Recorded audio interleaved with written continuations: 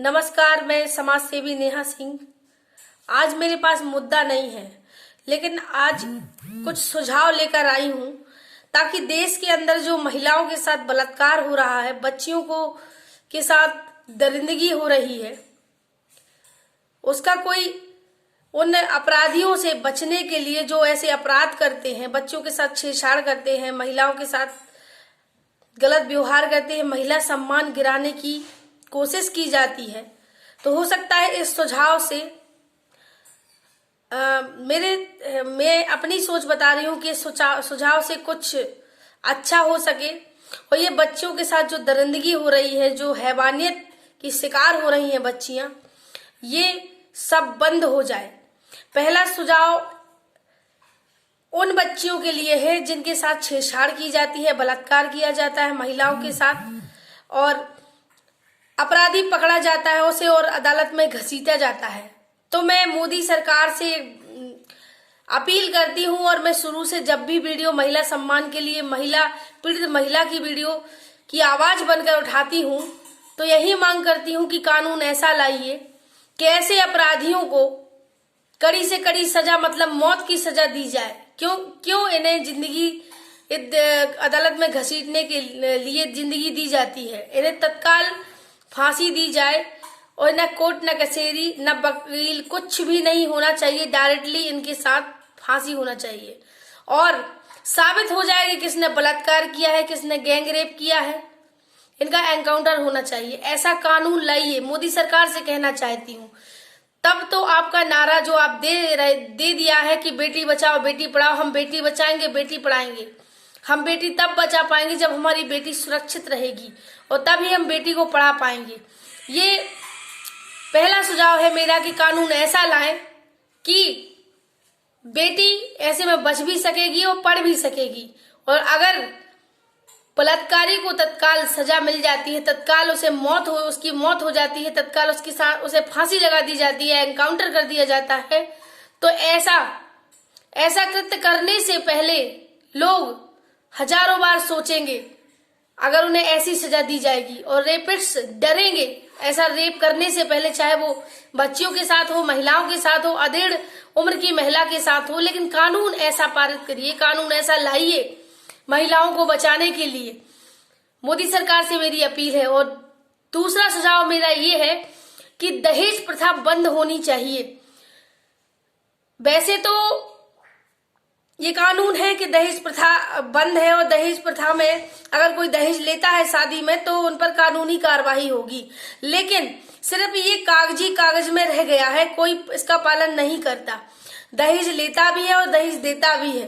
तो सुझाव मेरा ये है कि मोदी सरकार से कि अगर दहेज प्रथा बंद होती है और ना दहेज, अगर जो दहेज लेगा, लड़के वाले दहेज लेंगे तो उन पर भी एफआईआर होनी चाहिए। और जो लड़की वाले हैं जो दहेज देते हैं ये कहकर कि हम अपनी बच्ची को अपनी मर्जी से दे रहे हैं, और वो दहेज की श्रेणी में आता है, उन पर भी एफआईआर होनी चाहिए। क्योंकि पैसे वाला करोड़पति पिता तो अपनी बेटी को सब कुछ खरीद के दे सकता है इस दहेज प्रथा के चलते, लेकिन जो गरीब पिता है जिसने मेहनत मजदूरी करके अपने बच्चों को पाला, अपनी बेटी को पाला है, उसकी शादी अगर वो करता है तो उसकी इतनी कुवत नहीं है कि वो दहेज दे सके, और वो दहेज नहीं दे पाता। शादी होने के बाद बच्ची को प्रताड़ित किया जाता है, प्रताड़ना दी जाती है, और कई ऐसी महिलाएं और बच्चियां हैं जिनको दहेज के प्रति जला दिया जाता है, दहेज लेने के चक्कर में उन्हें जान से मार दिया जाता है। और कई ऐसे परिवार हैं जहां मजबूर किया जाता है कि वो अपनी जिंदगी खत्म कर लें सिर्फ दहेज के पीछे। ये दहेज नामक दानव समाज से जाना चाहिए। ये बहुत बड़ी बीमारी है, दहेज लेना और दहेज देना। ऐसे में कई ऐसे गरीब पिता है, माँ है, जिनकी बच्चियां कुंवारी रह जाती हैं, वो अपनी बच्चियों की शादी नहीं कर पाते। तो मैं मोदी सरकार से मांग करती हूँ अपने सुझाव से, कि मेरा सुझाव ये है कि मैं मोदी सरकार से मांग करती हूँ कि दहेज प्रथा बंद होनी चाहिए पूरी तरह से। जहां भी शादियां हो रही हूँ वहां ये देखा जाए कि दहेज लिया जा रहा है या दिया जा रहा है। अगर दहेज देने वाला एग्री है और लेने वाला एग्री है तो दोनों पर एफआईआर होनी चाहिए। और अगर दहेज देने वाला सक्षम नहीं है और देने वाला उसे दबाव दे रहा है तो जो लेने वाला है उस पर एफआईआर दर्ज होनी चाहिए। दोनों ही हालत में, चाहे लड़के वाले हो चाहे लड़की वाले हो, दहेज लेने और देने पर एफआईआर दर्ज होनी चाहिए और सजा का प्रावधान भी होना चाहिए, ताकि ये दहेज प्रथा बंद हो सके और बच्चियां बच सके। हम ऐसे नारी सम्मान वापस ला सकते हैं, हम नारियों को बचा सकते हैं, बच्चियों को बचा सकते हैं। दूसरा सुझाव मेरा ये है कि जो बच्चियां नाबालिग में माँ बाप का हक रहता है उनके पास, जब तक वो नाबालिग होती हैं, 17 साल की होती है, और 17 साल के बाद जब 18-19 साल की हो जाती हैं तो वो अपनी मर्जी की मालिक हो जाती हैं। और कानून ने भी उन्हें ये छूट दे रखी है कि 18 साल के बाद लड़कियां अपनी मर्जी की मालिक हो जाती हैं। तो मैं कहना चाहती हूँ उन बच्चियों से, सभी से, कि तुम जो बच्चियां अपने माँ बाप के परे जाकर शादियां करती हैं, कोर्ट मैरिज करती हैं, चंद प्यार में बिक जाती हैं, चंद जो नए दोस्त बनाती हैं, दोस्ती होती है, प्यार में बिक जाती हैं, वो अपने माँ बाप के प्यार को भूल जाती हैं कि ये माँ बाप है, इन्होंने पढ़ाया लिखाया। वो अपने माँ बाप के प्यार को भूल जाती हैं और 4 दिन के प्यार के चक्कर में वो ये सोचकर, इस गुरूर में कि हम बालिग हैं, इस गुरूर में वो कोर्ट मैरिज कर लेती है, जिससे उनके माँ बाप की बदनामी होती है, पगड़ियां उछाली जाती हैं।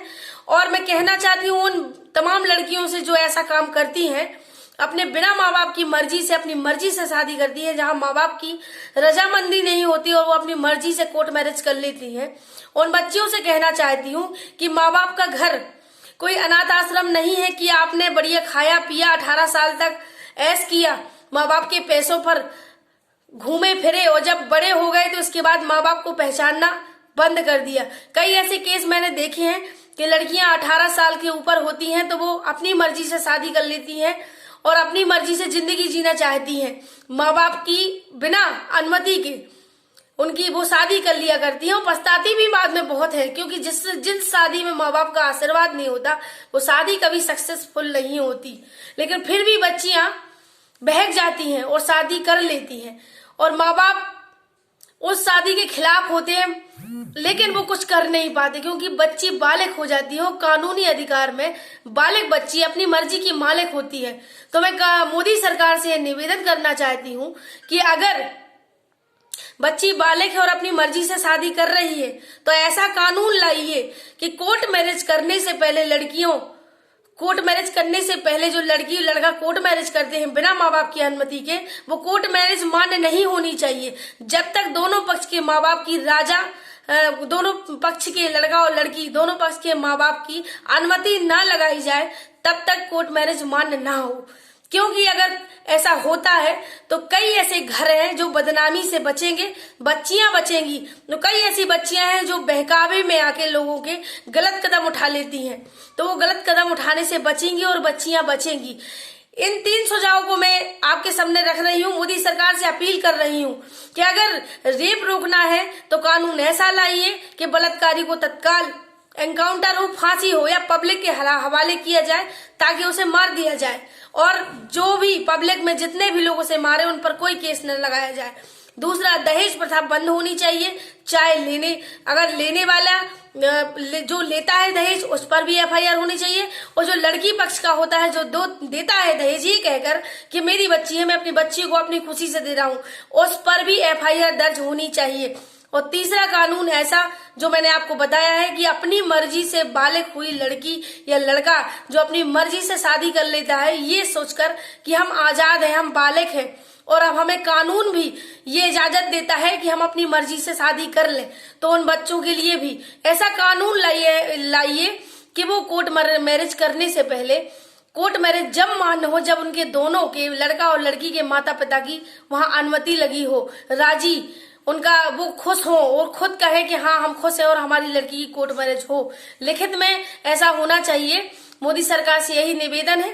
तब आप सक्सेसफुल होंगे बेटी बचाओ बेटी पढ़ाओ अभियान, क्योंकि ना ऐसा चलता रहा, ये कानून अगर लागू नहीं किए गए, दहेज का कानून तो लागू है लेकिन अमल कोई नहीं करता, कोई उसको कोई नियम फॉलो नहीं करता उसका। बराबर बच्चियां, ऐसा देश के अंदर कई ऐसे देश हैं, कई ऐसे जिले हैं जहां ऐसी गरीब परिवार हैं, गरीब पिता हैं जो बच्चियों को दहेज नहीं दे पाते, वो बच्चियों को जिला दिया जाता है। कई केस मैंने भी ऐसे लड़े हैं जो बच्चियां आज भी अधजली हैं और जिंदगी जी रही हैं सिर्फ दहेज के कारण। इसलिए दहेज जैसे दानव को समाज से दूर करना होगा और मोदी सरकार को ऐसा कानून लाना होगा कि तत्काल कार्रवाई हो। अगर एक परिवार पर कार्रवाई होना शुरू हो जाएगी तो हजारों परिवार ऐसी गलती करने से पहले 100 बार सोचेंगे।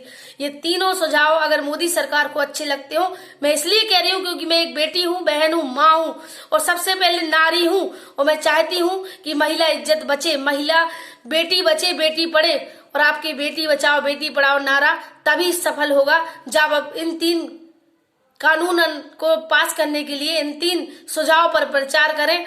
और मैं चाहती हूं मोदी सरकार से कि मेरे सुझाव पर जरूर ध्यान दिया जाए ताकि जल्द से जल्द हम बेटियां बचा सकें, बेटियां पढ़ा सकें और उज्जवल भविष्य की कामना कर सकें। जय हिंद, जय भारत।